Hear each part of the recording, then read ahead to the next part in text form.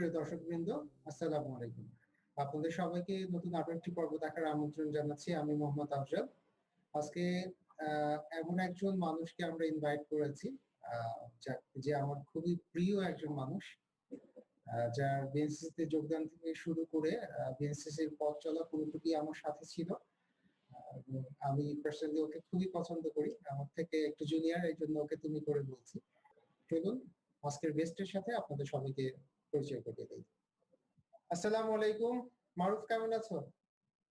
আসসালামু আলাইকুম। ওয়ালাইকুম আসসালাম। আলহামদুলিল্লাহ ভালো আছি। অনেকদিন আপনি ভালো আছেন? আলহামদুলিল্লাহ, আমি ভালো আছি। তোমার বাসার সবাই ভালো আছে? আলহামদুলিল্লাহ। অনেকদিন পর তোমার সাথে কথা। সেই বিএসসি লাইফে একসাথে অনেকগুলো কাজ করেছি আমরা, অনেকটা সময় একসাথে পথ চলেছি। মাঝে মধ্যে তোমার সাথে কথা হয়েছে, দেখা হয়েছে। বাট অনেকটা বিরতি দিয়ে আজকে বিএসসির জন্যই আজকে অনেকটা কথা বলবো আমরা ইনশাআল্লাহ একসাথে। ইয়া, শিওর। আচ্ছা, আমরা ভিডিওর শুরুতে অলরেডি তোমার ইন্ট্রোডাক্টরি একটা ভিডিও আমরা দিয়েছি। দর্শকরা দেখেছে। তোমার কিছু ছবি, তোমার নাম, পরিচয়। তারপরে আমি একটু রিকোয়েস্ট করব, তোমার নাম, তোমার প্রতিষ্ঠান থেকে বিএসসি করেছো, বিএসসি সেশন, কোন উইং, এইগুলো যদি একটু আমাদের সাথে আবার একটু তুমি শেয়ার করো। জি, অবশ্যই। আহ শুরুতেই বলে আমার পুরো নাম মোহাম্মদ মারুফ ইসলাম। বিএনসিসির সাথে জড়িত ছিলাম বেসিক্যালি জুনিয়র ডিভিশন দিয়ে আমার শুরু। জুনিয়র ডিভিশনে মতিঝিল আইডিয়াল স্কুল কলেজ থেকে 2000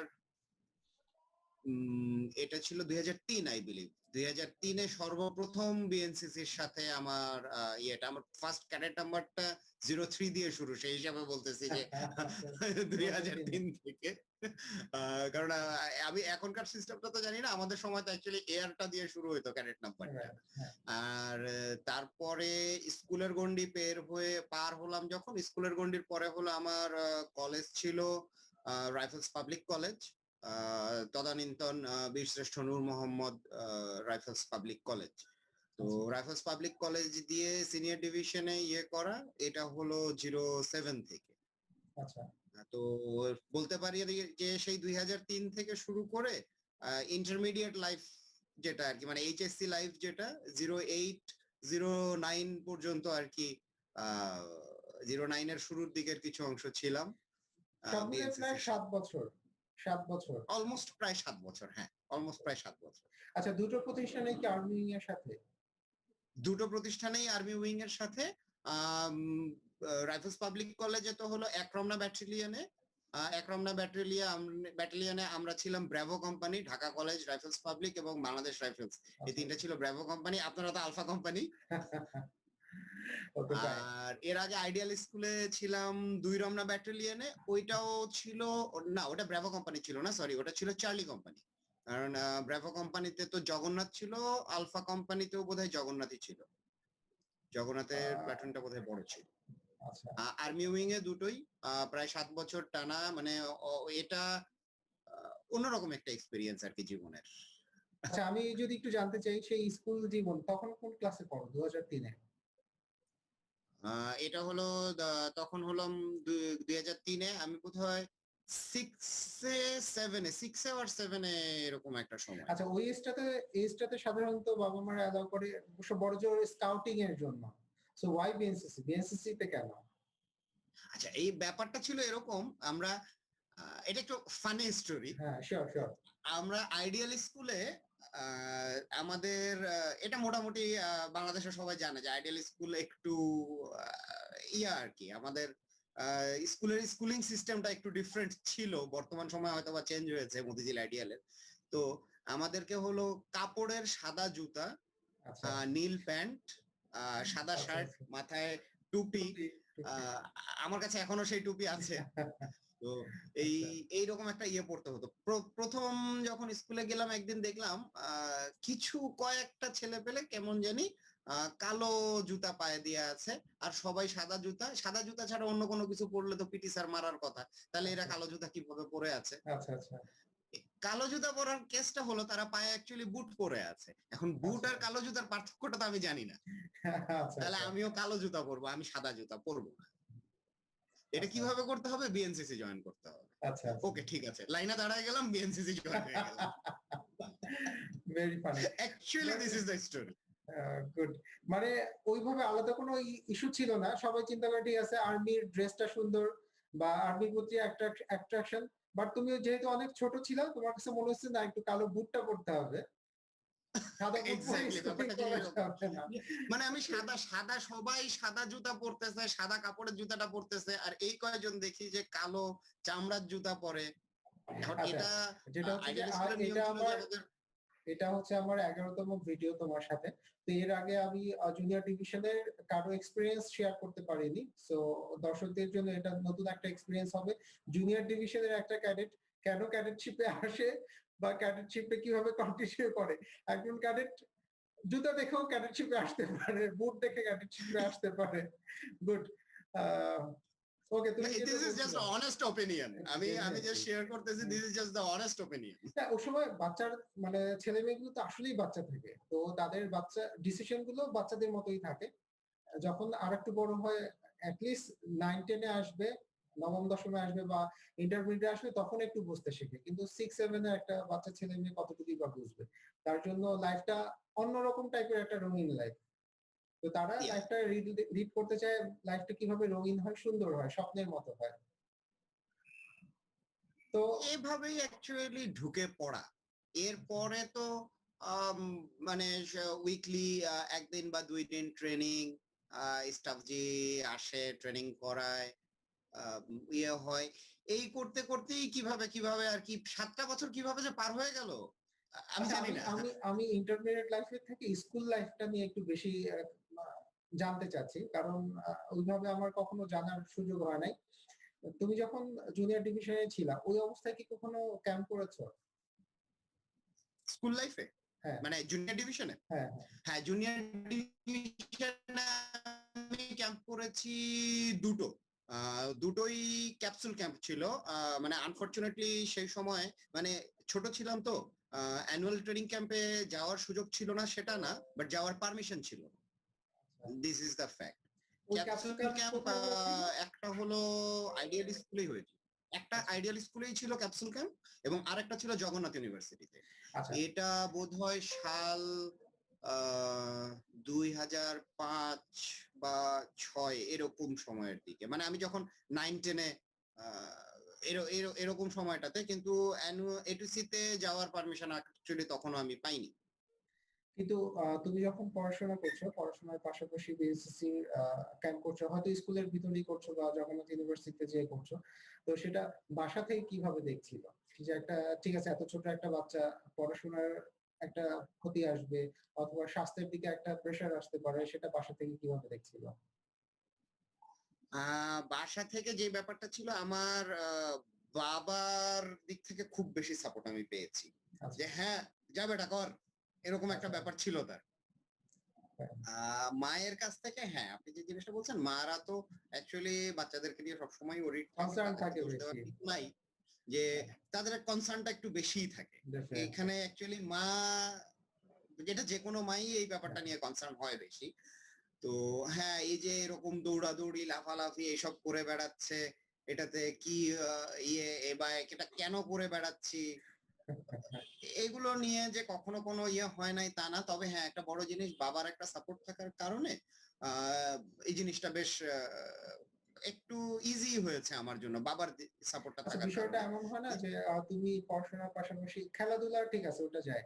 কিন্তু যখন ড্রিল করছো বা ক্যাম্প করছো সেই রোদের ভিতরে অনেক কষ্ট। তো মনে হয় না যে ছেড়ে দিই না এত কষ্টের দরকার নাই।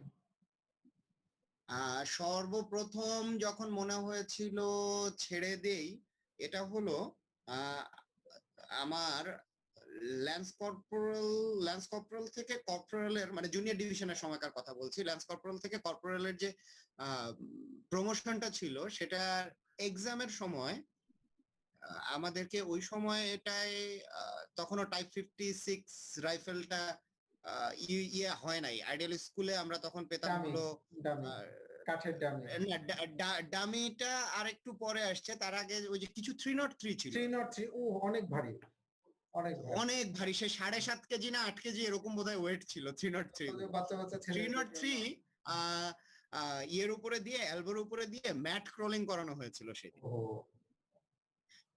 ম্যাট ক্রলিং করে 2টা এলবোই ছিলে ছিলে। একেবারে অবস্থা খারাপ।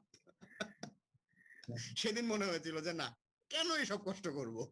আচ্ছা, আচ্ছা। না আসলে জুনিয়র ডিভিশনের জন্য 7.5 কেজি নিয়ে ক্রলিং করা ডিফিকাল্ট। এটা ইন্টারমিডিয়েট অ্যাকচুয়ালি লাইফে ডিফিকাল্ট। ঠিক আছে, ডিফিকাল্ট। হ্যাঁ, এখন মানে ঠিক আছে। ওই সময় না, ওই সময়টাতে অ্যাকচুয়ালি তো এই চাইনিজ রাইফেলটাও তখন ওইভাবে তো হ্যাঁ, আসলে। ইয়েতে দেওয়া হতো না। কিন্তু আমি যখন পরবর্তীতে তো 303 উঠায় ডামি দিল। হ্যাঁ, হ্যাঁ, হ্যাঁ। ডামিটা পারফেক্ট। আচ্ছা ঠিক আছে। কিন্তু তুমি কি ওই জুনিয়র ডিভিশনে থাকাকালীন কখনো সরাসরি ফায়ার করেছো? না, জুনিয়র ডিভিশনে থাকাকালীন সময়ে আমি কখনো ওটা মনে হয় সরাসরি অ্যালাউ ফায়ার করে করার না। সুযোগ পাইনি। আমরা শুধুমাত্র ওই 303 রাইফেল দিয়ে কক করতাম আরকি। আচ্ছা, আচ্ছা। যে ওই অস্ত্র অস্ত্র খোলা ইউ জোড়া শিখিয়েছিল? হ্যাঁ, হ্যাঁ, হ্যাঁ। তখন এগুলো শিখিয়েছিল। আমাদেরকে স্কুলে মানে এগুলো আমরা ট্রেনিং গুলো পেয়েছিলাম 303 রাইফেলে, যে কক করা, কিভাবে লোড করা বা ইয়ের ওই নিশানাটা মিলানোর যে ব্যাপারটা, নিশানা কিভাবে মিলাতে হবে, যে সামনের টি, পিছনের ইউ, এই যে এই হুম, হুম, ব্যাপারগুলো হুম। মানে তাত্ত্বিক যে এইম। ব্যাপারটা ছিল, এইমিং এর যে ব্যাপারটা, তাত্ত্বিক জ্ঞানগুলো আমরা স্কুলে আমাদেরকে দিয়েছিলেন। আর স্কুলের ব্যাপারটা ছিল মানে সবকিছুই একটু বেশি রেস্ট্রিক্টেড, একটু যেমন হচ্ছে ক্লাস 10 এ ওঠার পরে তো আমাদেরকে স্কুলের দিক থেকে, স্কুল থেকে অ্যাকচুয়ালি আমাদের ইয়েটা বন্ধ করে দিত, বিএনসিসি তে ইনভলভমেন্টটা বন্ধ করে দিত রেজাল্টের উপর ডিপেন্ড করে। রেজাল্টের জন্য। হ্যাঁ, মানে 9 পর্যন্ত অ্যাক্টিভ ইনভলভমেন্ট থাকে, ক্লাস 10 এ উঠে গেলে দেখা যায় যে মানে বাই ফোর্স এটা বন্ধ করে দেয়। তারপরে ওইখানে যেটুকু সময় পেয়েছিলাম, ওখান থেকেই বীজটা বপন হয়েছিল। আচ্ছা ঠিক আছে। ওখানে প্রায় ৫ বছর, তাই তো? 6, 7, 8, 9 না, আমার ৩ তো 6 না, আমার মনে হয় 7, 7, 8, 9, ৩ বছর। 10 হলো অফিসিয়ালি কাগজে কলমে আছে, বাট ফিজিক্যাল ওইভাবে ইনভলভমেন্ট ক্লাস 10 এ অ্যাক্টিভিটি একেবারেই কম নাই। ছিল। আচ্ছা তো ৩ অ্যাক্টিভিটি সাড়ে একেবারেই ৩ নাই। বছর যেটা আমি বলি, ওই এত বেশ খানিকটা সময় করলে, করার পরে যখন আমার ইন্টারমিডিয়েটে ভর্তি হইলে, তখন আবার কি এত অ্যাট্রাকশন আসলো যে না আবার বিএসসি তে যেতেই হবে। বিএসসি বাদ দিয়ে ডিফারেন্ট আরেকটা কিছু করতে। মানে কেন মনে হলো বিএসসি তে আবার যেতে হবে? নাকি এইটার ওইটা ব্যাপারটা পকেটে পোড়াই ছিল যে হ্যাঁ আমি তো সবকিছু পারি। সো ওখানে যাই। নাকি আলাদা কোনো অ্যাট্রাকশন ছিল বা কি ছিল? মেইন রিজনটা আহ, কি ছিল?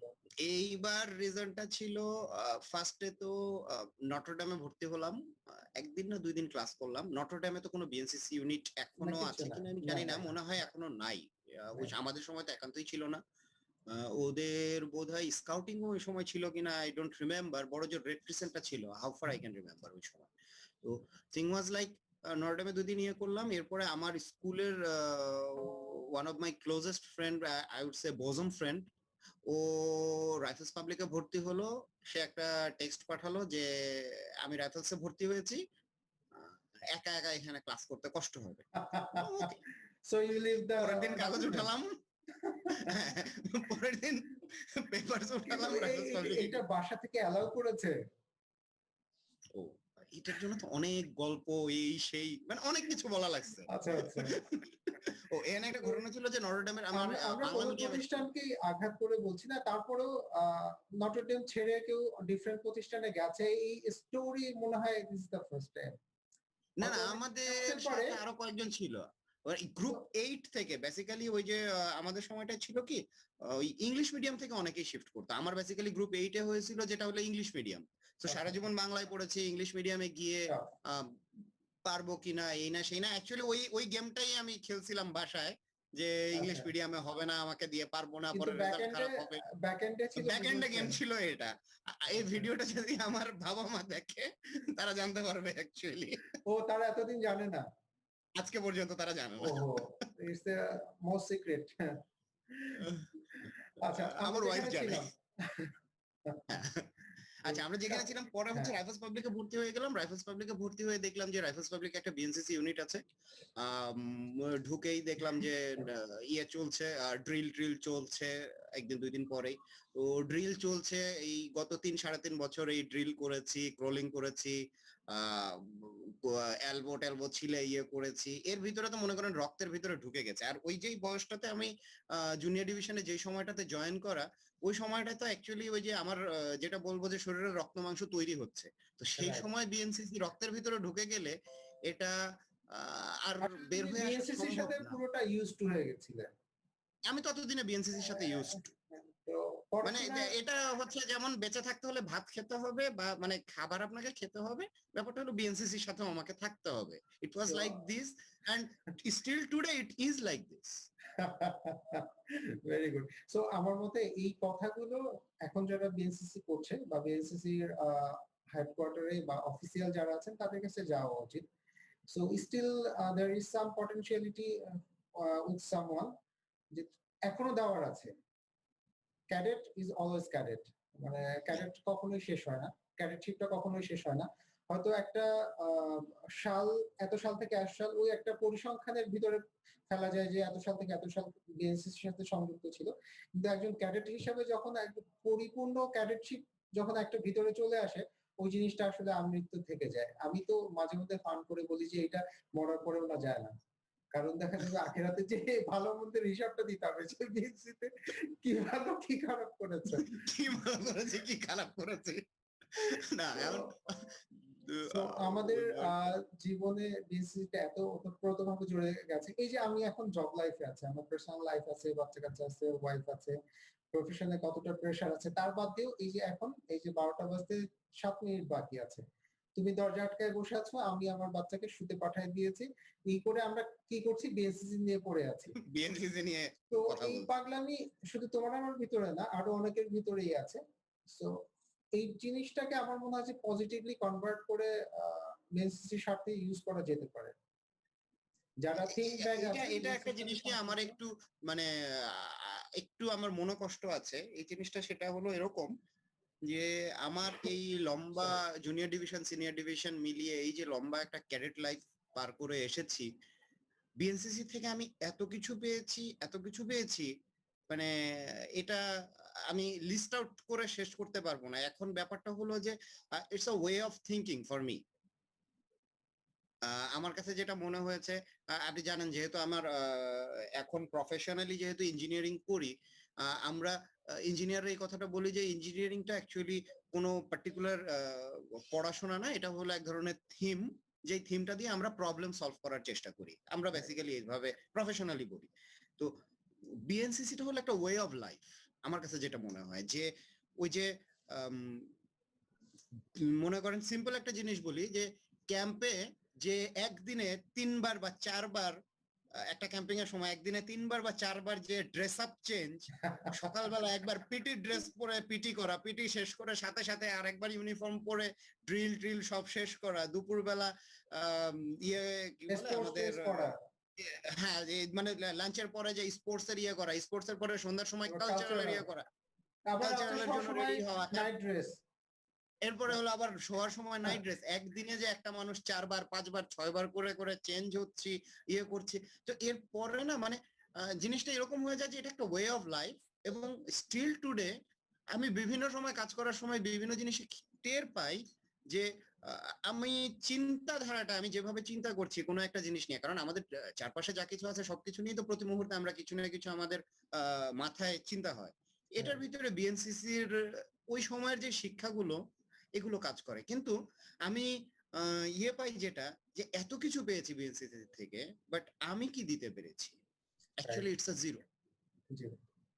হ্যাঁ, অ্যাকচুয়ালি ইটস আ জিরো। ওই সময়টুকুর পরিশ্রম বা ডেডিকেশন ছাড়া বাকি পরবর্তীতে প্র্যাকটিক্যাল লাইফে এসে ওই শিক্ষা আমরা বিএনসিসির জন্য আর কিছু দিতে পারছি না। না, বিএনসিসি থেকে শিখে নাথিং। এসে হয়তো যেন প্র্যাকটিক্যাল লাইফে আমরা বিএনসিসির শিক্ষাটা আমার জীবনে আজকে পর্যন্ত প্রতি মুহূর্তে আমি ব্যবহার করছি।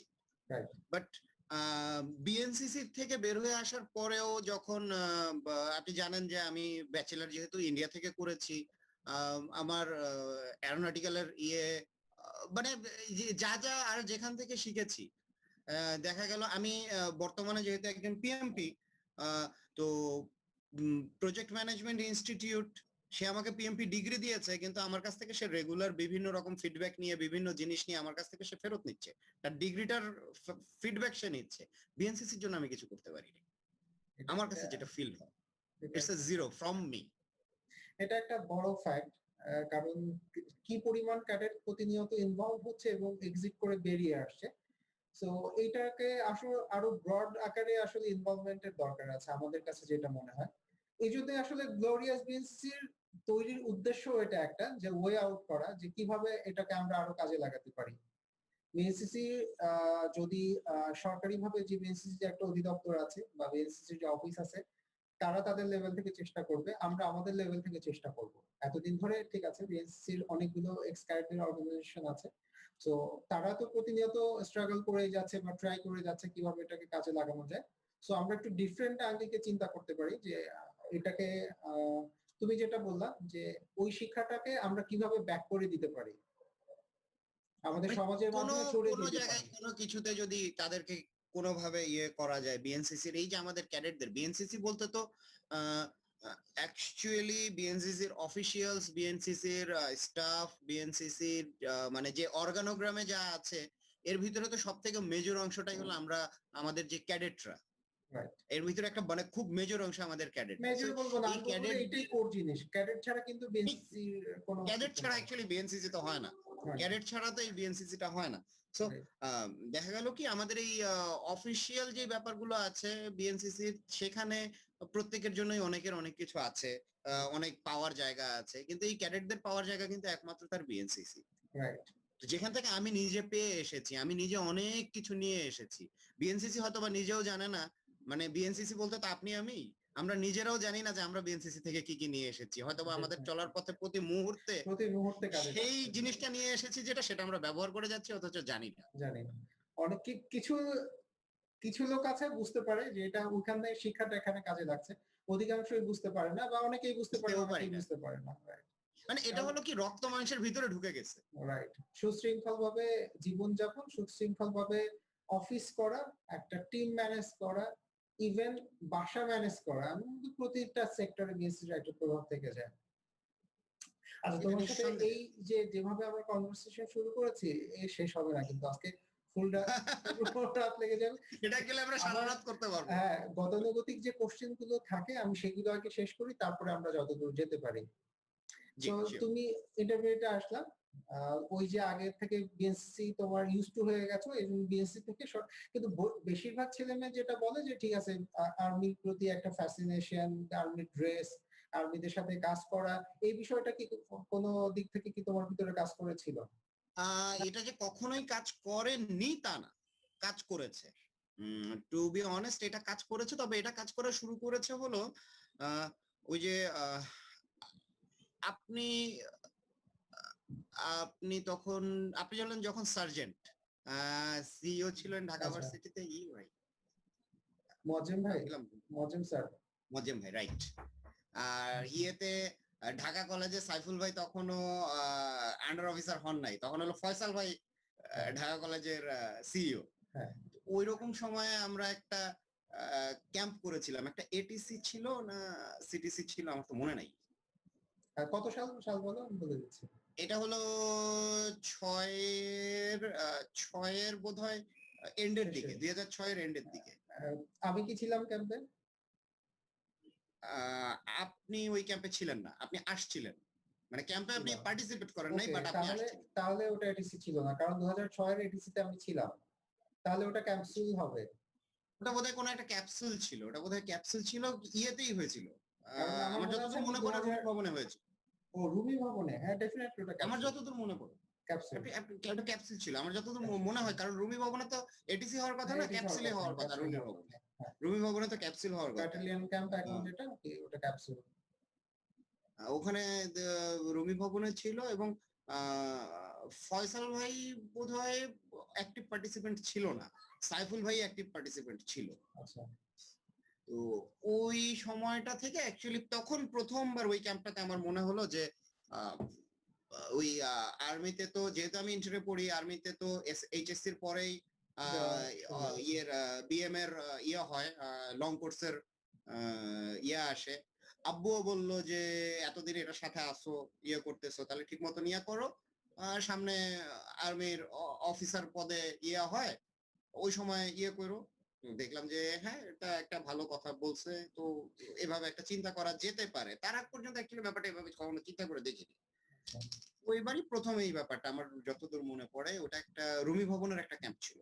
আচ্ছা, ফাইন। রুমি আচ্ছা, ভবনের সব একটা মিলিয়ে ক্যাম্পের তোমার পরে আব্বু বলল, জুনিয়র ডিভিশনে ২ টো ক্যাম্প ছিল। সিনিয়র ডিভিশনে মানে ইন্টারমিডিয়েট লাইফে তুমি সিনিয়র ডিভিশনটা বলছো। ওখানে তোমার কতগুলো ক্যাম্প ছিল? এই ইন্টারমিডিয়েট লাইফে তো অ্যাকচুয়ালি অনেকগুলা। আপনার সাথে আপনার সাথে শুধুমাত্র ওই যে সিটিসি তে আমি অ্যাক্টিভ ছিলাম না। ওই যে র‍্যাংক করায় দিলেন যেটাতে হ্যাঁ, আমার হ্যাঁ, গাড়ি। হ্যাঁ। শুধুমাত্র আচ্ছা। ওইটাতে অ্যাক্টিভ ছিলাম না। এছাড়া আপনি যা করছেন সব তো আমি ছিলাম।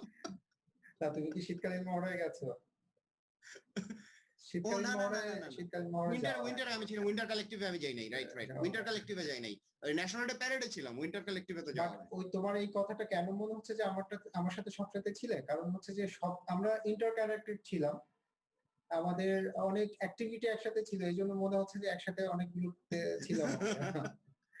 বাট মনে হয় আমি আপনার যে ভিডিও আপনি গেছেন, আপনি আর সাইফুল ভাই গেছেন, এখানে আমি আছি। ডেফিনিটলি তুমি ছিলা ওদিকে জুনিয়র ডিভিশন থেকে উঠে আসছিল ইয়াসিন, ও থাকতো। তো তোমাদের ইয়াসিন এই ছিল, দুটো কাইয়ুম চেহারার ছিল, মধ্যে শরীফ, হ্যাঁ, হ্যাঁ, কাইয়ুম, রাইট। শরীফ কাইয়ুম, অত মোটা একটা ছেলে ২০০৭ এ জুনিয়র ডিভিশনের best cadet, best unbelievable cadet. Best cadet. But or dedication ছিল অনেক। নিঃসন্দেহে ওর ডেডিকেশন ছিল। ও ও নিঃসন্দেহে। ও একটু ফ্যাটি ছিল বাট সবকিছুতেই পার্টিসিপেট করত। সবকিছুতে পার্টিসিপেশন ছিল, অ্যাক্টিভ একটা সবসময় ওর কাছ থেকে পাওয়া যেত।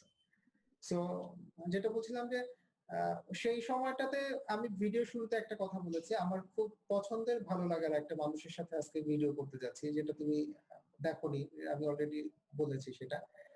এটা বলার উদ্দেশ্য এটা হচ্ছে যে ওই সময় আমরা একসাথে কাঁধে কাঁধ মিলিয়ে তোমরা একটু জুনিয়র ছিলা, আমরা একটু সিনিয়র ছিলাম। বাট একসাথে খুব মজা করে, খুব এনজয় করে হচ্ছে আমরা বিএনসিসির কাজগুলো করেছি বা ক্যাম্প গুলো করেছি। এবং পার্টিসিপেন্ট গুলো থাকতো জোর জবস্তিমূলক না। ডেডিকেশন ডেডি হ্যাঁ, নিজে থেকে উইলিংলি উইলিংলি একটা থাকে। বাংলা অর্থ মানে শব্দগুলো তো আসে না, ইংরেজি গুলোই আসে বাংলা ওগুলোই। শব্দগুলো বের করতে একটু কষ্ট হয়ে যায়।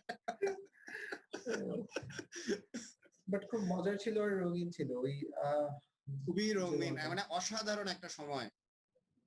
মানে এটা আজকে মনে করলে যে কেমন লাগে বুঝাতে পারবো না।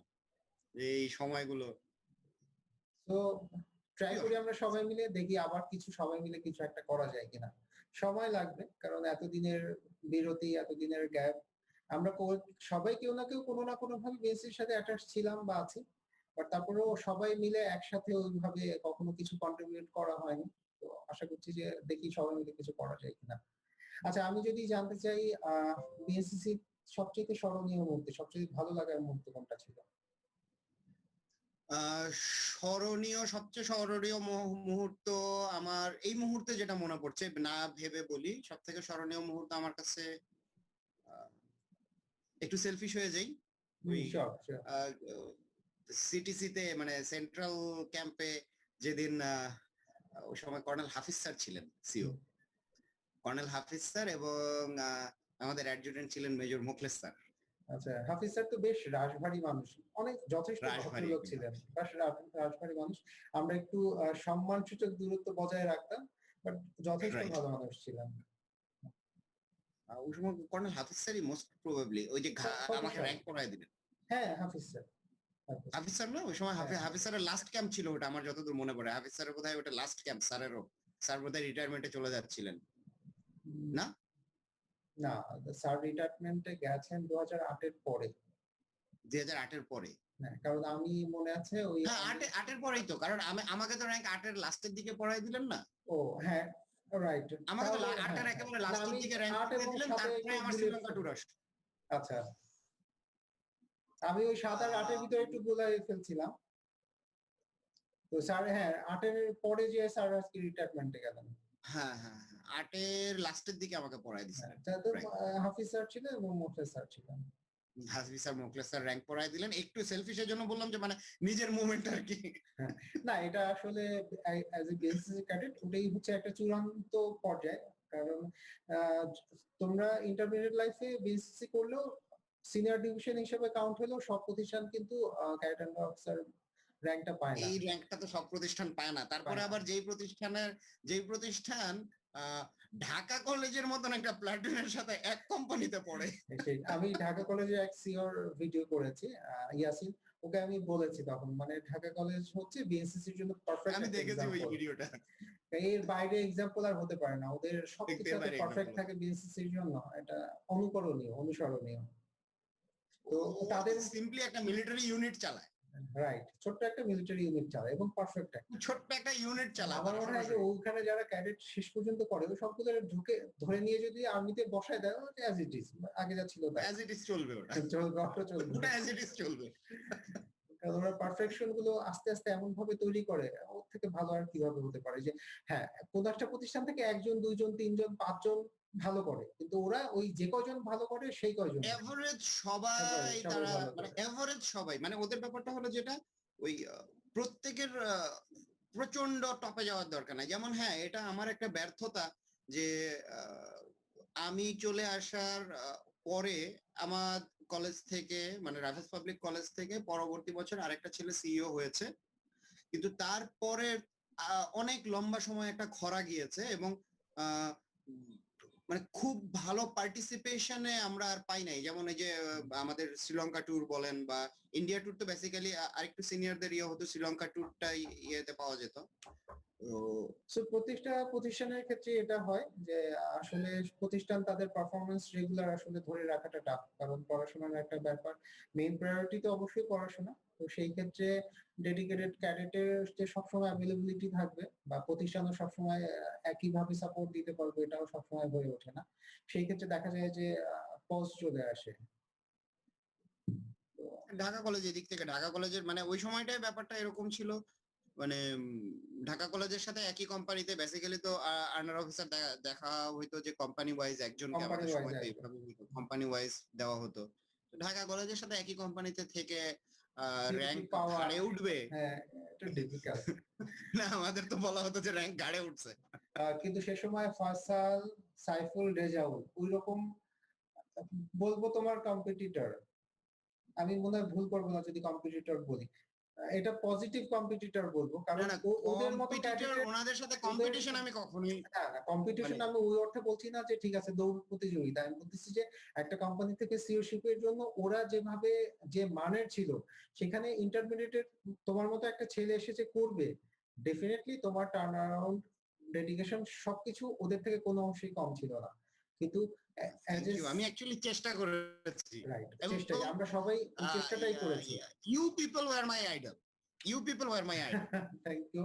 বাট মানে ইউ এটা পিপল বলতে আমি বুঝাচ্ছি আপনি, ওইদিকে আমাদের সময়টা, ফয়সাল আমাদের ভাই, সাইফুল সময়টার, ভাই, রেজাউল ভাই। হ্যাঁ। আর মানে জগন্নাথ থেকে আমি হুদার কথা অলওয়েজ বলি, ও আমাদের সাথে প্রাণ ছিল, প্রাণ ভোমরা যেটা, মানে ও না থাকলে আসলে নিঃসন্দেহে জমতোই না। মানে পুরা পুরা ইয়েটাকে প্যাচ আপ করে রাখতে পারতো একমাত্র হুদা ভাই। সো মানে সবাইকে এক জায়গায় কিভাবে নিয়ে আসার এটা হুদা। আমি বা আমরা বলতে যখন বিএনসিসি করেছি তখন একসাথে এই নামগুলো সব না আসলে আসলে হয় না। শুধু একা আফজাল, শুধু একা সাইফুল, শুধু একা হুদা, শুধু একা মারুফ, এটা আসলে হয় না। ইট ওয়াজ আ টিম, টিম, ইট ওয়াজ আ রাইট। টিম। সো আমরা একসাথে সব কাজগুলো উঠেছি, মানে উঠিয়েছি, করেছি, উঠিয়েছি, সবকিছু একসাথেই করেছি। আচ্ছা, মানে আমি গতানুগতিক কোশ্চেন গুলো আগে শেষ করি, তারপরে শিওর শিওর ডিটেইলসে শিওর যাব। শিওর। সো এটা শুনছিলাম যে সবচেয়ে স্মরণীয় মুহূর্ত, কিন্তু যদি সবচেয়ে মজার মুহূর্ত বলি, যে এখনো হাসি পায় বা মজা লাগে, যে ঘটনাটা মনে পড়ে। সব থেকে মজার মুহূর্ত যেটা এখনো মাঝে মধ্যে হাসি পায়, এরকম কয়েকটা আছে। যেমন ড্রিলের সময় হলো ডিম ডাল ডিম, যে জন্য আপনি পাঙ্গা দিছিলেন। ভুলে গেছি, আসলে দিছিলাম। আপনি পাঙ্গা দিছিলেন, পুরো রেজিমেন্টকে ধরে পাঙ্গাইছিলেন আপনি। Is it? মানে এত, আমি কি সিরিয়াসলি পাঙ্গা নিছিলাম? মনে হয় পুরো পুরো রেজিমেন্ট ধরে পাঙ্গা খাইছিল একবার আপনার কাছে। আর আপনি কোথায় ছিলেন ওই সময়? সাথে না আটে? না, আটেতে তুমি ছিলা না, সাথে হচ্ছে, হ্যাঁ ওই যে আরএসএম আটে দিত বোধহয়, তখন। আটে। আটে আরএসএম দিল ছিলাম। যখন আপনি হ্যাঁ, আরএসএম 2007-এ। 2007-এ, তাহলে 2007-এর এটা, তাহলে আচ্ছা, 2007-এর এটা। 2007-এ ডিম আমার মনে ডাল আছে ডিম আমি 2টা শুরু হলো পাঙ্গা কিছুক্ষণ দিছি। পরে। আচ্ছা ঠিক আছে, মনে হয় ওই যে স্যাররা মনে হয় আশেপাশে ছিল বা এই টাইপের কিছু একটা হবে। বাট 2007-এ আমি একটা পাঙ্গা দিয়েছিলাম, যেটা হ্যাঁ, 2টা স্যাররা পাঙ্গা আশেপাশে দিয়েছিলাম। ছিল, এরকম একটা কেস ছিল। 2টা পাঙ্গা দিয়েছিলাম, যেটা একটা পাঙ্গা এখনো আমাকে কষ্ট দেয়। ওইটা আমি ভিডিওতে বলতে পারবো না। ক্যাম্পের দ্বিতীয় দিন মানে যেদিনকে জয়েন করছি তার পরের দিন সকালবেলা টোটাল একটা পার্টিকে 99 কদম 3 বারে দিয়েছিলাম। সো জিনিসটা এখনো আমাকে কষ্ট দেয়। আরেকটা দিয়েছিলাম যেটা আমি বলতে পারি সেটা হচ্ছে যে আমাদের ব্যাটালিয়নকে ১ রমনা ব্যাটালিয়নকে ওই ও যে সরি, পুরো মাঠে রেজিমেন্ট বলতেছি, পুরো ব্যাটালিয়ন, হ্যাঁ, ব্যাটালিয়নকে দিয়েছিলাম যেটা সেটা পুরো হচ্ছে যে রেজিমেন্ট না। না, তুমি যেটা বলছো ওইটা না। সেটা হচ্ছে যে ওই যে মাঠের একটা পাশ পরিষ্কার করতে ওরা অপারগতা প্রকাশ করেছিল। পরে ওই যে স্পোর্ট ড্রেস পরে যখন আসলো সবাইকে ফ্রন্ট রোল দিয়েছিলাম। হ্যাঁ, যা ৫ টা ব্যাটালিয়ন ছিল, হ্যাঁ, ৫ আমিও টা দিছিলাম। ব্যাটালিয়নকে মাঠ ভাগ করে দিয়েছিলাম। তো ৪ পাশ পরিষ্কার হয়ে গেছে, ১ পাশ বাকি ছিল এবং সেটা ছিল 1 রমনা ব্যাটালিয়নের। সো এখন সবাই বাকি ৪ টা ব্যাটালিয়নের সিনিয়র এসে আমাকে ধরছে, "স্যার আপনার ব্যাটালিয়ন হয় নাই।" আমি উত্তর দিয়েছিলাম যে, "ওটা তো আসলে আমার ব্যাটালিয়ন না। আমি যখন সিনিয়র মোস্ট হয়েছিল সব ব্যাটালিয়নই আমার। কিন্তু তারা যেহেতু ব্যর্থ হয়েছে ডেফিনিটলি এটা তাদের আ দে তাদের will pay for it. Pay for it." So যথেষ্ট পে তারা দিয়েছিল ওদিনকে। স্টিল সাইফুল আমার উপরে জন্য খ্যাপা। আমি জানি না ওই ভিডিওটা দেখবে কিনা। সাইফুল আমার উপরে এখনো খ্যাপা এটার জন্য। ওকে হোয়াটএভার দেখি এটুকু এটা হলো একটা ডিম ডাল ডিম, আর একটা হইলো ওই যে আহ, ইয়েতে সকালবেলা ওয়াশরুমের যে ডানে সংখ্যার ব্যাপারটা। থাক ওটা আমরা না বলি এখানে। ওটা আমরা এখানে আর না বলি। Ah, it was funny, it was funny. তো এখন মনে পড়লে অনেক হাসি পায়। ওই সময় হয়তো আরো একটু সিরিয়াস ছিলাম। আমাদেরও বয়সটা ম্যাচুরিটি লেভেলটা ওই সময় অনেকটা এসছে বাট পুরোটা তখন আসে নাই। বাট এখন একটা সার্টেন এজ হওয়ার পরে আমরা যে যতটা বুঝি তখন নিশ্চয়ই ওইরকম বুঝতাম না। তখনকার সিচুয়েশন এর উপর ডিমান্ড করে যেমন হয়েছে করে ফেলেছি। ওকে। আচ্ছা, সবচাইতে কষ্টের বেদনাদায়ক স্মৃতি কোনটা? বেদনাদায়ক স্মৃতি, হ্যাঁ বেদনাদায়ক কষ্ট পেয়েছিলাম হলো আহ আপনি তো জানেন যেহেতু ওই যে শ্রীলঙ্কা ট্যুরে তো আমি 2009 এর টিমে আর কি ফাইনাল শ্রীলঙ্কা যাই। 2008 এর টিমেও I was selected, but finally ওই রিজার্ভ পার্টিতে জয়েন করা আচ্ছা, ব্যাপারটা। জোসেফা কি 2008 এ গিয়েছিল? জোসেফা গেছিল 2008-এ, রাইট, আচ্ছা, 8-এ, আচ্ছা। 2008-এ গেছিল। ওইটা যদি সিলেক্টই না হতাম সেটা একটা ইয়ে ছিল যে okay I am not capable enough. ওই যে আবার রিজার্ভ পার্টিতে পড়ে যাওয়াটা ওই সময়, তোমাদের বয়সটাও আর কম ছিল। এখন ওই ডেফিনিটলি ওই আমাদের হলে তো যেকোনো বয়সের করতে জন্য ওই লাগবে। ব্যাপারটা একটু, রাইট, রাইট। এটা আমি জানি আপনি নিজেও কষ্ট পেয়েছিলেন। আপনি রাইট। সাইফুল ভাই প্রত্যেকে আমাকে একবার মানে প্রত্যেকে আলাদা আলাদা করে ফোন করেছিলেন, আই রিমেম্বার। সো আসলে ওই সময়টা আসলে ওই সময়ের জন্যই ছিল, এখনকার জন্য না। এবং ওই ভালো লাগা খারাপ লাগা ওই মুহূর্তের জন্য পারফেক্ট ছিল। এখনকার জন্য হয়তো আরেকটু কম লাগতো অথবা বেশি লাগতো। একটু ডিফারেন্স আছে। এছাড়া কোনো কষ্টের কোনো কিছু আমার মনে হয় না। বিজি লাইফে সিরিয়াস পাঙ্গা খেয়ে কখন খেয়েছো? এটাই, এছাড়া কখনো কষ্টের কোনো কিছু, সিরিয়াস পাঙ্গা খেয়ে কষ্ট, না সিরিয়াস পাঙ্গা খেয়ে কখনো কষ্ট পাইনি। ব্যাপারটা হলো এরকম যে পাঙ্গা খাওয়ার কাজ না করে তো কোনোদিন পাঙ্গা খাই নাই। এমন কিছু করছে যে পাঙ্গা খাইতে হবে। আমি আমি বিএসসি টোটাল ৪.৫ বা ৫ বছরের লাইফে ৩ বার পাঙ্গা খেয়েছি। বাট ৩ বারের জন্য কোনবারই আমি ছিলাম না যে আমার কারণে পাঙ্গা খেতে হবে। বাট টিমের কারণে পাঙ্গা খেয়েছি। ডু ইউ বিলিভ যে আমি ইন্ডিয়া যেয়েও পাঙ্গা খেয়েছি? সরি, ইন্ডিয়া ট্যুরে যেয়ে পাঙ্গা খেয়েছি। এটা মনে হয় বিএসসির নো, আই ডিডন্ট নো হিস্ট্রিতে ইট। বিএসসির হিস্ট্রিতে একটাই মনে হয় আমি জানি না ইন্ডিয়াতে যেয়ে পাঙ্গা খেয়েছি। তার আগে 2 টাইমস খেয়েছি। আমি তোমার সাথে শেয়ার করি। একবার হচ্ছে আমাদের কন্টিনজেন্টে প্রোগ্রাম ছিল ৩ উইং এ। তখন আমি ক্যাডেট সার্জেন্ট। তো নিচে আসতে বলা হয়েছে ফলিং এর জন্য দোতলা থেকে নিচে আসবো। সো আমি এসে আমার টিম নিয়ে দাঁড়িয়ে আছি। একটা টিম লেট করেছে। এখন যেহেতু ৩ টা উইং মিলে একটা কম্বিনেশন একটা টিম যেহেতু অন্য পার্টটা ডিলে করেছে ডেফিনিটলি আমাদের উপরে কিছুটা বর্তায় যে ওরা কেন আসলো না সেই দায়টা তোমাদের। ওই একবার পাঙ্গে খেয়েছি। ন্যাশনাল ডে প্যারেডে একটা পাঙ্গে খেয়েছি। ওই যে আমি ফ্ল্যাগ বেয়ারার ছিলাম। তখন এক স্টাফ যে আমাদের ড্রিল করাচ্ছিলেন। হ্যালো? সবাই বোধহয় একসাথে ইয়া হয়েছিল। হ্যাঁ, তো ওইখানেও আমাদের কোনো মিস্টেক ছিল না।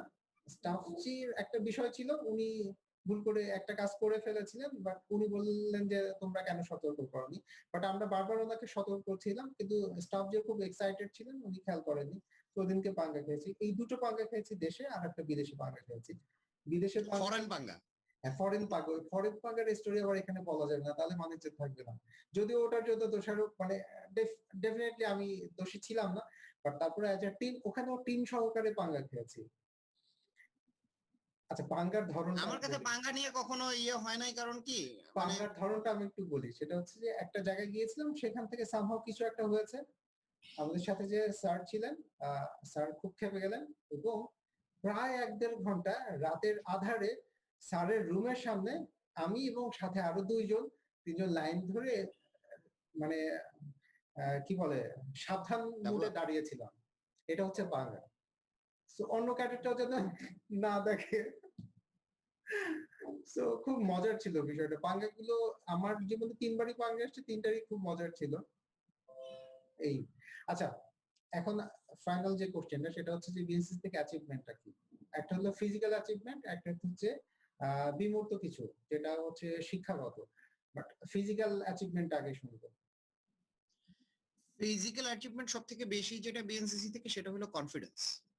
নো, মানে আমি অ্যাজ এটা আ এটা হোল। এটা এটা আমি বিমূর্ত চিন্তা করব। আমি বলছি ধরো তুমি কোন অ্যাওয়ার্ড পাওয়া, ওই যে তুমি একটা ফরেন ট্যুর এর কথা বলছো, ও আচ্ছা। টাইপের শুনতে চাচ্ছি। আ আচ্ছা, স্কুল লাইফ ফরেন প্লাস ট্যুরের কথা হচ্ছে, যখন বললেন হ্যাঁ, তো ইন্টারমিডিয়েট লাইফ দুটো মিলে তোমার অ্যাচিভমেন্ট গুলো কি, কি ছিল? জুনিয়র ডিভিশনে আমি আ ওইভাবে কোনো ইয়ে গেইন করতে পারি নাই। কারণ জুনিয়র ডিভিশনে মানে বাসার রেস্ট্রিকশন সবকিছু মিলায় আ আমি নিজেকে ওইভাবে ওপেন আপ ও করতে পারি নাই। যেটা আচ্ছা, ফ্যাক্ট ইয়ের জন্য, বিএনসিসির জন্য যে ব্যাপারটা হচ্ছে ইন্টারমিডিয়েট লাইফে আমি যেভাবে নিজেকে ইনভলভ করতে পারছিলাম বা ইয়ে করতে পারছিলাম সেটা তো জুনিয়র ডিভিশনে থাকার সময় ওভাবে করতে পারি নাই। সিনিয়র ডিভিশনে আসার পরে যা পারছি। আর ২ নাম্বার জিনিস, এ জুনিয়র ডিভিশনের পরে সিনিয়র ডিভিশনে ১ম সবথেকে বড় অ্যাচিভমেন্ট যেটা সেটা তো এই যে আমাদের শ্রীলঙ্কার হারম্যান লুজান ডিসয়েজা ক্যাম্পে ওইখানে তো সিনিয়র মোস্ট হিসেবে ক্যাডেটদের ভিতরে মানে সিনিয়র মোস্ট ক্যাডেট হিসেবে এই দায়িত্ব ক্যাম্পটা গ্রহণ জয়েন করা। করা। সো বাংলাদেশ টিমের 2 আইসি। আচ্ছা, আ আ 2 আইসি হিসাবে যাওয়ার পরে ওইখানে ২ টা মেডেল। একটা হলো শুটিং এর, ওখানে শুটিং এ বোধহয় ৫ সেন্টিমিটার গ্রুপিং ছিল। রাইট। যেটা সার্কের ভিতরে বেস্ট ছিল। মানে আমাদের যে কয়টা ইয়ে ছিল এর ভিতরে এটা বেস্ট ছিল। আর আরেকটা বোধহয় ওটা রিলে রেস ছিল না, এরকম কি যেন আরেকটা, মানে আরেকটা ইভেন্ট ছিল। এই ২ টা ইভেন্টের ২ টা মেডেল ছিল। আর একটা মেডেল পেয়েছিল আমাদের ইয়ে, আম ছেলেটা এখন ব্যারিস্টার, নাম গেলাম ভুলে। আমার সাথে বনি, যোগাযোগ আছে। বনি, এই বনি ইসমাইল, বনি বনি ইসমাইল অয়ন। ইসমাইল, বনি ইসমাইল। রাইট। হ্যাঁ, ওর সাথে আমার অয়ন, ফেসবুকে অয়ন, অয়ন। অয়ন। ইয়েস। ওর সাথেও বনি ইসমাইল, আমার অয়ন, অয়ন। যোগাযোগ আছে ফেসবুকের মাধ্যমে। মাঝে মধ্যে ২-১ বার অয়ন কথাও হয়েছে। আর এছাড়া এর ভিতরে আর বাংলাদেশে হলো এতগুলা ক্যাম্প ইয়ে করা। আমার মনে হয় না কোনো ক্যাম্পে কোনো প্রাইজ ওইভাবে আমি না, দলগতভাবে আমরা পেয়েছিলাম। এটা কোন একটা ড্রিল কম্পিটিশনে আমরা জানি ইয়ে করলাম না? ড্রিল উম কম্পিটিশনে না? ড্রিল না, কম্পিটিশন ড্রিল ২০০০, কম্পিটিশনে একরাম না আমরা পাই নাই। ড্রিল কম্পিটিশনে হ্যাঁ, ২০০০ সব আমরা নিয়ে পাইনি। যাইতে, হ্যাঁ, এটা ড্রিল কম্পিটিশনে আমরা পারি নাই। এর মধ্যে কালচারাল কিছু একটা হতে কোনটার পারে। ভিতরে যেন আমাদের একটা গ্রুপ একটা ইয়ে ছিল। আচ্ছা, এটাই হলো ফিজিক্যালি ইয়া আচ্ছা, করা, ঠিক আছে। Physical achievement. এবার যদি বলি বিমূর্ত, তুমি যেটা কনফিডেন্স এর কথা বলছিলে বা এই ধরনের কি অ্যাচিভ করলো যেটা লাইফ এ কাজে লাগছে? ১ নাম্বার হলো কনফিডেন্স, যেটা হলো এখন কোনো একটা জিনিস যখন খারাপ দেখবেন, দেখি বা ইয়ে করি, হ্যাঁ, এটা আর কি খারাপ? এর থেকে কত খারাপ দেখে আসলাম। ব্যাপারটা হলো এরকম। মানে খারাপ বলতে কি আই এম সেইং একটা টাফ সিচুয়েশন, যে জীবনে চলার পথে তো বিভিন্ন সময় বিভিন্ন রকম টাফ সিচুয়েশন আমাদেরকে ফেস করতে হয়। রাইট।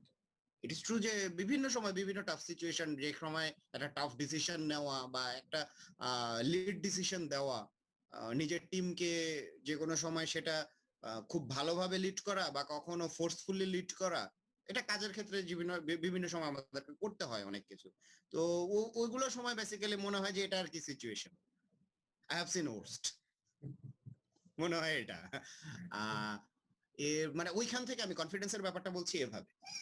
আর এছাড়াও হলো যে ওয়ে অফ লাইফ বা ওয়ে অফ থিংকিং একটু আগে যেটা বলছিলাম, এই জিনিসটা বেসিক্যালি আমার মনে হয় যে আমার জন্য স্কুল কলেজ তো অবশ্যই একটা ইয়ে শিখাইছে, স্কুল কলেজ ভার্সিটির তো একটা ইয়ে আছে। আমার মনে হয় যে আমার লাইফে একটা খুব বড় অংশ এই বিএনসিসির যে সময়টা আমি ইয়ে দিয়েছি, সময় পেয়েছি, বা সেই সময়টা আমি বিএনসিসির সাথে কাটিয়েছি, স্পেশালি ইন সিনিয়র ডিভিশন। কারণ জুনিয়র ডিভিশনের ওই সময়টায় আমি তো খুব বেশি ইয়ে করতেও পারি নাই, আর অ্যাভেলেবল আমি ওই সময় ছিলাম না বিএনসিসির সাথে খুব বেশি ছিলাম। স্কুলের গণ্ডিতে বা বড় জোর ওই 2 রমনার গণ্ডির ভিতরে থেকে যতটুকু করা যায়। বাট বিএনসিসি তে মানে পুরো বিএনসিসি তে কাজ করার সুযোগ তো ওই সময় পাইনি। না, ডেফিনেটলি কারণ ইন্টারমিডিয়েটের রেস্ট্রিকশন বা গন্ডিটা একটু সীমাবদ্ধ থাকে। ওই ক্ষেত্রে তো কিছু করার থাকে না। কারণ বাট আমাদের দেখা মতে তোমার যে গন্ডি ছিল সেই গন্ডি ছাপিয়ে তুমি অনেক বেশি এগিয়ে গেছো বা আমাদের সাথে কাঁধে কাঁধ মিলিয়ে কাজ করেছো। এটা আমাদের জন্য অনেক পাওয়া যে তোমার মতো ক্যাডেট বিএনসিসি পেয়েছে, প্লাস আমাদের সময় আমরা পেয়েছি। কারণ আমরা তোমাদের উপরে নির্ভর করে আমরা অনেক কিছু কাজ করতাম, যে না ঠিক আছে মারুফ ওখানে আছে, ইয়াসিনও এখানে আছে, সেই কাজটা আমার হয়ে যাবে বা এই কাজটা সুচারুরূপে হবে, শুধু হবে না ভালো রকম হবে, আমি না থাকলেও এই কাজটা চালিয়ে নিবে, এইরকম ব্যাপারগুলো তখন ছিল। তোমরা ছিলা দেখেই আমাদের বিএনসিসি লাইফটা আরো সুন্দর ছিল। এটা হচ্ছে আর আমি বলি আপনারা ছিলেন দেখে আমাদের জন্য সবাই সবার জন্য ছিলাম। ইয়েটা অনেক সহজ হয়েছে। না দিন শেষে এটাই মানে একটা খুব সুন্দর একটা টিম তৈরি হয়ে গেছিল। ইভেন এর ওই সাথে আমার ন্যাশনাল যেটা ডে মনে প্যারেডে হয় গিয়েও, হ্যাঁ হ্যাঁ বলো। মানে ন্যাশনাল ডে প্যারেডে গিয়েও যেখানে তো আলটিমেটলি ওটা তো শুধুমাত্র বিএনসিসির, তখন তো ন্যাশনাল ডে প্যারেডের ব্যাপারটা তো শুধুমাত্র বিএনসিসি না, মানে তখন তো একটা ন্যাশনাল ইভেন্ট ন্যাশনাল, হয়ে দাঁড়ায়, রাইট রাইট। একটা ন্যাশনাল ইভেন্ট হয়ে দাঁড়ায়। তো মানে ওইখানেও যে এইভাবে সবার সবগুলা ইউনিট সবগুলো বাহিনী আছে, তারপরেও বিএনসিসির মতন আছি বা ইয়ে করছি, এবং দুষ্টামি বাদরামি করে বেড়াচ্ছি ওই যে পিছনে ইয়েটা, এটা বোধহয় ওই দিন রাত্রে আমি তো পাঙ্গা খাইছিলাম, আর কে কে ছিল আমার মনে নাই। কোনটা বলো তো? ওই যে এটা হলো আমাদের তো টেন্ট পড়তো হইলো যেখানটায় তার এয়ারফোর্সের পিছনে পরে। একটা দ্বীপের মতন ছিল, হ্যাঁ হ্যাঁ হ্যাঁ। দ্বীপের থেকে রাত্রেবেলা রিপোর্ট আসলো, পরের দিন সকালবেলা স্যার তো বোধহয় মহাস্থানের না কোথাকার মানে আমাদের রমনা রেজিমেন্টের না, অন্য কোন একটা রেজিমেন্ট অ্যাডজুটেন্ট ছিলেন বোধহয়, আমি নাম মনে পড়তেছে না। আপনার নিশ্চয়ই মনে আছে, আপনি বলতেছেন না, কারণ যে কারণে পাঙ্গা খাইছিলাম এটা পাবলিকলি বলা যাবে না। সবকিছু তো পাবলিকলি বলা যাবে না। কিছু মজার স্মৃতি থাকে যেটা আসলে শুধু নিজেদের ভিতরেই থাকে, সেটা বলা যায় না সবসময়। এটা শুধুমাত্র ওই সময় ওই ঘটনায় যারা ছিল তারাই, এর বাইরে আর কেউ জানবে না। রাইট। আসলে এগুলোই আর সময়ের, কি। হ্যাঁ সময়ের সাথে অনেক কিছু অতীত হয়ে যায়, বাট আমরা যারা ওই কাজগুলোর সাথে ইনভলভ ছিলাম, তো আমাদের জন্য আসলে বিষয়গুলো অতীত না, আমাদের মধ্যে এই তো সেদিন, এগুলোর ইফেক্ট এখনো আছে, বর্তমান লাইফে আছে। প্রতিনিয়তই এগুলোর প্রভাব আমাদের লাইফে থেকেই যাচ্ছে। নিঃসন্দেহে, নিঃসন্দেহে। আর বিএনসিসি থেকে আসলে আমরা কি পেয়েছি? সবকিছু ছাপিয়ে তুমি কনফিডেন্স এর কথা বললা, সুশৃঙ্খলতার কথা বললা। এর বাইরে আমার কাছে যেটা মনে হয়েছে যে আমরা না কখনো পিছপা হই না। মানে আ মানুষের কোথাও কোনো হেল্প লাগবে বা কোথাও দায়িত্ব নিতে হবে, দায়িত্ব নেওয়ার ক্ষেত্রে আমরা কখনো পিছপা হই না। দায়িত্ব কা নেওয়ার ক্ষেত্রে আমরা আমাদের ক্যাডেটরা কাঁধটা কখনো পিছপা অনেক চওড়া থাকে। কাঁধে যতই ভার আসুক আমরা নিতে থাকি, নিতে থাকি। নিতে থাকি। হয় স্পিডি যেতে থাকি, টলারেন্স লেভেলটা অনেক হাই। অনেক হাই। মানে নেওয়ার এবং দেওয়ার ক্ষমতাটা ওই বিএনসিসির কারণেই বৃদ্ধি পেয়েছে। এটা আমাদের নিজস্ব কিছু মানে গুণের কথা বলব না। এটা বিএনসিসি থেকেই এসছে। এখনো দেখি যে রাস্তায় কেউ বিপদে পড়লে ও দৌড় দিয়ে, কেন দৌড় দিয়ে চলে যাচ্ছে আমি জানি না। বাট আমরা দৌড় দিয়ে চলে বাট যাই। যাচ্ছি, বাট যাচ্ছি। এটা হচ্ছে কথা। তারপরে হচ্ছে যে সমাজের প্রত্যেকটা স্তরে মানে বিএনসিসি ক্যাডেটদের যে অবদান, বিএনসিসি ক্যাডেটরাও হয়তো সবসময় অনুভব করে না যে কি করছি আমরা বা কেন করছি। কারণ বিএনসিসি থেকে কারাপশন এ গেছে, বাট বিপথে গেছে এমন এক্সাম্পল নাই বললেই চলে। আমি পার্সোনাল লাইফে কখনো দেখিনি যে বিএসসি ক্যাডারটা কখনো খারাপ পথে গেছে। ইকোনমিক্যালি কেউ হয়তো অনেকে এগিয়ে গেছে, কেউ একটু পিছিয়ে আছে। সেটা ফ্যাক্ট না। ফ্যাক্ট হচ্ছে সে একটা প্রপার লাইফ লিড করছে কিনা, একটা সত্যিকারের জীবন বোধ নিয়ে মানবিক মানুষ হিসাবে লাইফ লিড করছে কিনা। রাইট। এইসব ক্ষেত্রে বিএনসিসি ক্যাডাররা অনেক বেশি এগিয়ে আছে। আর নেতৃত্বের কথা তো নিঃসন্দেহে। গ্রুমিং ফিউচার লিডার ওই যে টার্মটা ছিল এখনো আছে। সো এটা প্রত্যেকটা ক্ষেত্রে বিএনসিসির ক্যাডাররা লিড করে যাচ্ছে। এটাই। সো এখন যারা বিএনসিসি করছে বা সামনে যারা আপকামিং যারা বিএনসিসি করবে তাদের জন্য যদি কিছু বলো তুমি। আমি চাইবো জুনিয়র ডিভিশন বা ইন্টারমিডিয়েট যারা যারা করছে তাদের জন্য যদি স্পেশালি বলো। কেন বলছি? ওই এক্সপেরিয়েন্সটা তো আমার নাই। আমি যতটা না ভালো করে বলতে পারবো তুমি ভালো করে বলতে পারবা। আরেকটা জিনিস হলো আমি ফেসবুকের মাধ্যমে বিএনসিসির কিছু গ্রুপের ভিতরে বা ইয়েগুলোতে দেখেছি যেখানে আমি অনেকেই এই প্রশ্নটা করতে শুনি যে বিএনসিসির কারণে পড়াশোনার ক্ষতি হবে কিনা বা এই না সেই না এরকম একটা কোশ্চেন আমি শুনি। এই জিনিসটা হলো ভাই পড়াশোনাটা হলো সম্পূর্ণ নিজের উপরে। হ্যাঁ, একেকজনের রিসিভিং ক্যাপাসিটি একেক রকম নিঃসন্দেহে। বাট আমার কাছে আম কখনো মনে হয়নি যে বিএনসিসির কারণে আমার অমুক পরীক্ষার তমুক রেজাল্টটা খারাপ হয়েছে। এটা হলো কমপ্লিটলি আমার পার্সোনাল এক্সপেরিয়েন্স থেকে বলছি। কারণ মানে আমি একেবারে জুনিয়র ডিভিশনে ইনভলভমেন্ট কম ছিল। হয়তোবা ২ রমনার বাইরে ইনভলভমেন্ট ছিল না। বাট ইনভলভমেন্ট ছিল। ছিল না একান্তই তা তো না কখনোই। আর সিনিয়র ডিভিশনে যখন জয়েন করলাম এই সময় আমার প্রচুর ইনভলভমেন্ট ছিল। আমি নিজে মনে করি যে চেষ্টা করেছি যে যতগুলো জায়গায় জয়েন করা সম্ভব ততগুলো জায়গাতে জয়েন করার জন্য এবং আপনারাও সুযোগ দিয়েছিলেন সবসময়। Thank you very much. তো আমার এসএসসি বলেন, এইচএসসি বলেন কোন জায়গায় আমি আমি আমার রেজাল্ট নিয়ে খুশি। আমার দুইটাই তদানীন্তন বা মানে বর্তমানের বাংলাদেশ যে জিপিএ সিস্টেম এখানে আমার হাইয়েস্ট রেজাল্ট আছে। আর তখনকার জিপিএ আর এখনকার জিপিএ এক জিনিস না। তখনকার জিপিএ আর এখনকার এটা জিপিএ অবশ্য অনেস্টলি এক না। বলতে হবে। কারণ তখনকার জিপিএ ওটা মানে আমার তখনকার জিপিএ এরই হাইয়েস্ট রেজাল্ট তো আলহামদুলিল্লাহ I got the highest result. So এটা জিপিএ হচ্ছে 5 তো এখন যারা বিএনসিসি করছে বা যারা করছে তাদের জন্য খুব বড় একটা এক্সাম্পল যে আসলেই বিএনসিসি পড়াশোনা ইফেক্ট ফেলে না। আসলে বিএনসিসি করা এবং পড়াশোনা করা এটা হচ্ছে একটা স্টুডেন্টের উপরে ডিপেন্ড করে সে বিএনসিসিটা কিভাবে করছে। সে কি মজা করার জন্য করছে না টাইম পাস করার জন্য করছে না নিজেকে গঠন করার জন্য করছে। নিজেকে যদি গঠন করার জন্য করে তাহলে কিন্তু পড়াশোনার উপর ক্ষতিটা আসে না। কিন্তু না পড়াশোনার মানে কোনো ক্ষতি হওয়ার কথা। বিএনসিসি করছে টাইম পাসের জন্য খুব মজা লাগছে। তাহলে তো সেটা বেসিস না করে খেলাধুলা করেও তো পড়াশোনাটা নষ্ট করা যায়। তাও হতে পারে। এভাবে যদি কেউ চিন্তা করে যে বিএনসিসির নাম দিয়ে আম পড়াশোনা করব না। হ্যাঁ, বিএনসিসির নাম দিয়ে আমি আমার কলেজ লাইফে বহু ক্লাস বাঙ্ক করেছি। ইট ইস ট্রু। আমি আমার কলেজ লাইফে বহু ক্লাস আমি পড়াশোনার নাম দিয়ে সরি বিএনসিসির নাম দিয়ে বাঙ্ক করেছি।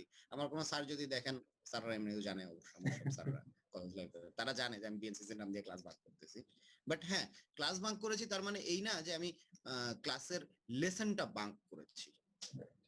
ক্লাস হয়তো বাঙ্ক একটু আর ক্লাসের কভার আপ লেসনটা করতে বাঙ্ক হয়েছে। করা দুইটা আলাদা জিনিস।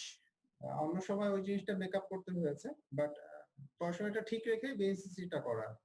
বিএনসিসিটা করা। বা হ্যাঁ, আমি মনে বিএনসিসিটা করি ঠিক আমি রেখেও যদি পড়াশোনার দেশে জায়গা থেকে পড়াশোনাটা করা। রাইট। হ্যাঁ, যেটা যেখানকার সেটা সেখানে চলতে থাকবে। আমি মনে করি আমি যদি দেশে থাকতাম ব্যাচেলর লাইফের ইয়েতে সেই ক্ষেত্রে আমি হোপফুলি বিএনসিসি তে ইয়ে করতাম। হ্যাঁ, আর একটা জিনিস যেটা বিএনসিসি তে ৭ বছর থাকার একটা বড় ঘটনা হলো আমি ওই যে আমি তো আমাদের ব্যাচ থেকেই সর্বপ্রথম শুরু হলো যে এসএসসি এইচএসসি যাদের ২ টা ৫ থাকবে তারা আইএসএসবি তে সরাসরি আইএসএসবি ফেস করবে। রাইট। আমাদের হ্যাঁ, ওই সময় রিটেন এটা ছিল। ভাইবা মানে আমাদের ভাইবা লেভেলটা ভাইবাটা হচ্ছে আমাদের ডিজি ভাইবা ফেস করা লাগতো BNCC DGB NCC viva DGB NCC ভাইবার পরে সরাসরি ইয়ে আইএসএসবি আমি এবং আমার কলেজের শাকিল আমরা দুইজন we two are selected in the first batch এটা ছিল 63rd লং আর 62nd লং আমার মনে পড়ে যতদূর 62nd আর 63rd লং এর জন্য তো এটা একান্তই আমার পার্সোনাল ব্যাপার আমার ৭ বছর পরে মনে হয়েছে যে আমার একটু মানে army way of military thinking এবং ওয়ে অফ সিভিলিয়ান থিঙ্কিং একটু ডিফারেন্ট তো বিএনসিসির সাথে থেকে মনে হয়েছে যে আমার পার্সোনালি আমি সিভিলিয়ান লাইফটা লিড করতে চাই যেই কারণে আমি আইএসএসবি না দিয়ে ইন্ডিয়াতে অ্যারোনটিক্যালের যেহেতু আচ্ছা চান্স পেয়ে গেলাম এটাতে চলে গেলাম। এটা না, এটা কমপ্লিটলি এটা ডিপেন্ড পার্সোনাল করে চয়েস। আর্মিতে যে যেতেই হবে বিষয়টা তো এমন না। এটা ডিপেন্ড করে যে আর্মিতে হ্যাঁ, আমি আবার আমি আমার অনেককে এভাবে লাইফটা কিভাবে লিড করব। কিভাবে লিড করবো? আমি যেমন অনেককে দেখেছি বা ওই সময় অনেকের কাছ থেকে যে আর্মিতে যদি বিএমএ তে চান্স না পাই জীবনে আর কি আছে এরকম। হ্যাঁ, তো হ্যাঁ। ওই জিনিসটার ক্ষেত্রে আমি বলতেছি যে জুনিয়র ডিভিশনের, যেহেতু আমাকে বললেন যে জুনিয়র ডিভিশন এবং ইন্টারমিডিয়েট লেভেল পর্যন্ত সিনিয়র ডিভিশনের যারা আছে তাদের ব্যাপারে বলতে। এটা এরকম না যে আমি বিএমএ লং কোর্সে চান্স না পেলে আমার জীবনের কিছু থাকবে না। আমি হলাম সে যে ৭ বছর থাকার পরে বিএমএ লং কোর্সে আইএসএসবি ডাইরেক্ট বাংলাদেশের সর্বপ্রথম ক্যাডেট হিসেবে ডাইরেক্ট আইএসএসবি বিএনসিসির তরফ থেকে, এমনি ক্যাডেট কলেজের ক্যাডেটরা তো ডাইরেক্ট আইএসএসবি করে, তো বিএনসিসির তরফ থেকে এখন তো ওই জিনিসটা চালু আছে, সিলসিলা চালু আছে। যেখানে সর্বপ্রথম আমি সিলেক্ট হয়েছিলাম যে আইএসএসবি ফেস ডাইরেক্ট করার জন্য। আইএসএসবির জন্য, আমি আইএসএসবি না দিয়ে ভেগে গেছি যে আমি I don't want to lead this life, আমি আমার লাইফটা অন্যভাবে চেয়েছিলাম। ওকে। তো এই জিনিসটা বলার কারণে এটা একটা। আর একটা জিনিস যেটা বলবো সেটা হলো যে স্কুল লাইফে বিএনসিসি ট্রেনিং এর যে ব্যাপারটা, মানে জুনিয়র ডিভিশনে বিএনসিসি ট্রেনিং এর যে ব্যাপারটা, এটা কিছু কিছু ক্ষেত্রে মনে হতে পারে যে ইটস রিয়েলি টু টাফ। তো এখানে অ্যাকচুয়ালি আমার মতামত যেটা সেটা হলো যে ওই টাফনেসটা যদি একটু ফেস করি আমরা, মানে ওই বাচ্চা বয়সের কথাটা বলছি, বাচ্চা বয়সে যদি ওই টাফনেসটা ফেস করি, এটা না ফার্দার লাইফের জন্য অনেক বড় একটা পাথেয় হয়ে থাকে। মানে ওই সময় তো একেবারে র ক্লে মাটি, ক্লে তো ওই সময়টাতে যদি আমরা এই টাফনেসটা একটু ফেস করার চেষ্টা করি, এটা একটা মানে বড় অ্যাচিভমেন্ট থাকে পরবর্তী লাইফটা লিড করার জন্য। আমি এই আর কি। অধিকাংশ ভিডিওতেই এই কথাগুলোর পাশাপাশি একটা কথা এড করে আজকেও এড করব। সেটা হচ্ছে যে বর্তমান স্কুল গোয়িং বা কলেজ গোয়িং ছেলেমেয়েদের জীবনে ইন্টারনেট এতটা প্রভাব ফেলছে, এরা অধিকাংশই তাদের গোল থেকে বিচ্যুত হয়ে যাচ্ছে। তো সেই ক্ষেত্রে টাইম পাস করার জন্য বা নিজের আইডল টাইমটা স্পেন্ড করার জন্য BSc is the best way. কারণ এখানে শরীর মানসিক সব ধরনের উৎকর্ষ সাধিত হয়। যেখানে ফিজিক্যাল এক্সারসাইজ হচ্ছে, মেন্টাল ডেভেলপমেন্টটাও হচ্ছে, সব ধরনের অ্যাক্টিভিটি এখানে হচ্ছে।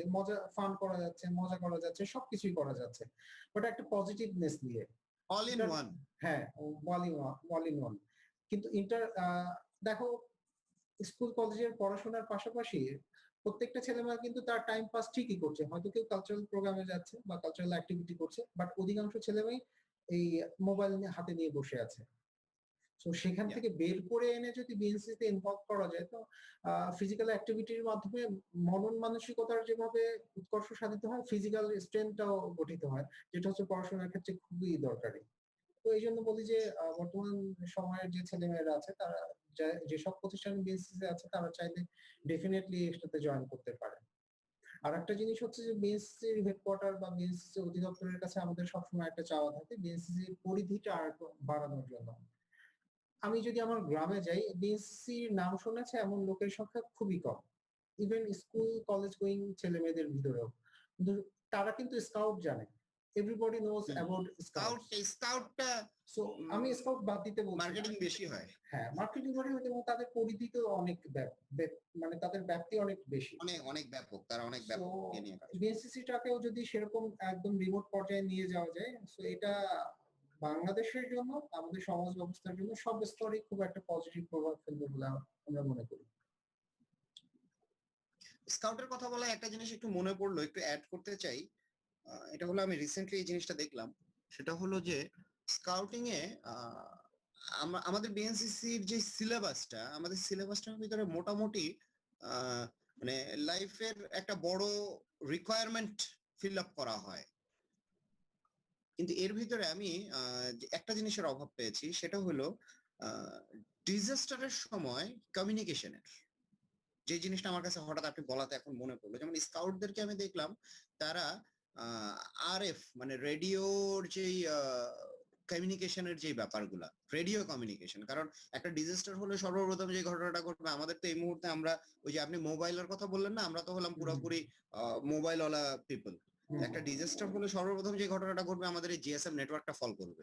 তো জিএসএম নেটওয়ার্ক গুলো বন্ধ হয়ে গেলে আমার এই মোবাইলটা কোনো কাজের থাকবে না। কাজে থাকবে না। কমিউনিকেশনের আমাদের একটা প্রথম হাতিয়ার ইটের হইলো ইটের এই টুকরা, মুহূর্তে। হ্যাঁ, ইটের টুকরা আর হ্যাঁ, এটা একটা মোবাইল। ইটের টুকরা ছাড়া আর কিচ্ছু না। হ্যাঁ, whereas যে কারণে মনে করেন আর্মির সিগন্যাল কোরটা গঠন করা, সিগন্যাল কোরের কাজ কিন্তু এই জিএসএম নেটওয়ার্ককে বাইপাস করে কিভাবে তাদের সিস্টেম তৈরি করা।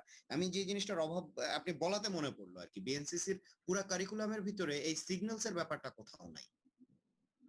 আমি যেটা দেখেছি, হ্যাঁ, আমাদেরকে ম্যাপ রিডিং করানো হয়, আমাদেরকে সাইন ল্যাঙ্গুয়েজ শেখানো হয়, অনেকগুলো জিনিস শেখানো হয়, কিন্তু এই যে ইমার্জেন্সি সময় আমার এই কমিউনিকেশন যদি আমি এস্টাবলিশ না করতে পারি, তাহলে কিন্তু এই পুরো যে নলেজটা দেখা যাবে একটা সিঙ্গেল জায়গায় লক হয়ে গেল।